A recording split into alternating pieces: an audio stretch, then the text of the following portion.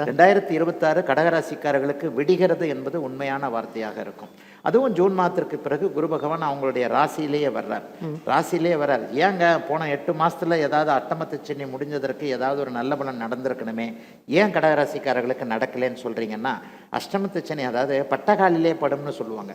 இப்படியே போய்கிட்டே இருப்போம், காலில் ஒரு இடத்துல அடிபட்டுரும், காலில் அடிபட்டு டேமேஜ் போட்டு நம்ம போட்டுக்கிட்டு போவோம்னு வச்சுக்கோங்களேன், அந்த காலிலே தான் திருப்பி போய் அடுத்த ஒன்று அடிபடும். இதெல்லாம் கேள்விப்பட்டிருப்பீங்க.